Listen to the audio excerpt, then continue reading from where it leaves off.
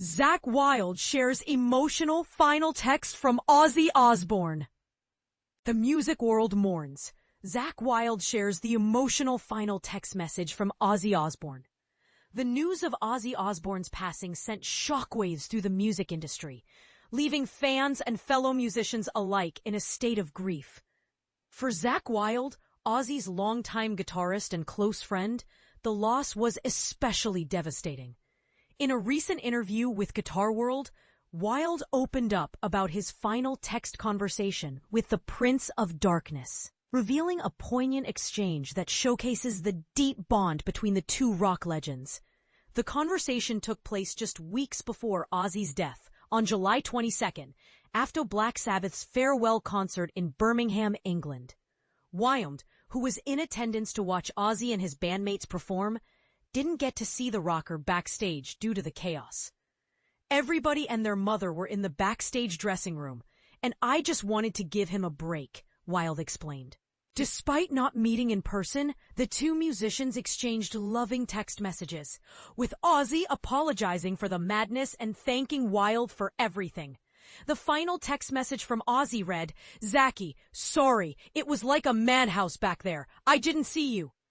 He then expressed his gratitude, saying, "Thanks for everything." The conversation ended with a heartfelt, "I love you, buddy," from both musicians. This exchange was a testament to the strong connection they shared, one that went beyond a typical musician-guitarist relationship.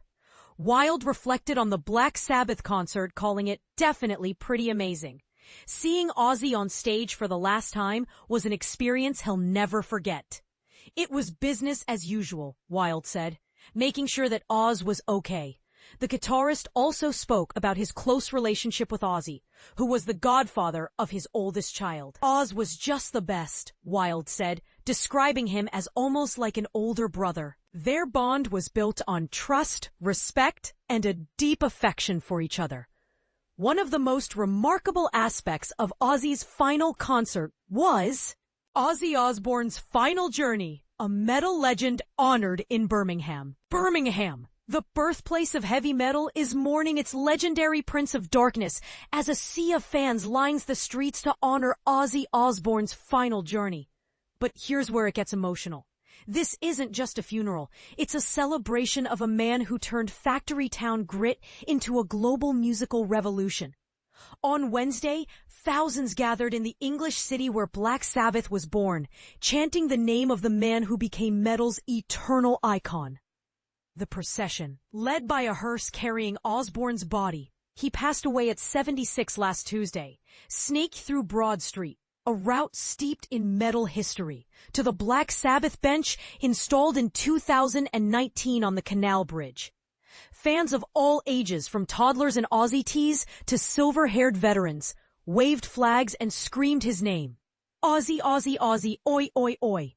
The Osbourne family, including Sharon, his wife of 43 years, joined the march, their quiet presence amplifying the solemnity of the moment. Birmingham has always embraced its role as the cradle of heavy metal, but this event underlines how deeply Osbourne's roots run in the city. As a teen in the 1960s, he and future bandmates Tony Iommi, Bill Ward, and Terrence Butler dreamed of escaping factory work, a struggle that would later fuel Black Sabbath's thunderous sound. Ozzy was more than a music legend. He was a son of Birmingham, said city official Zafar Iqbal. A statement that sparks a question. Can a city truly claim ownership of a global icon?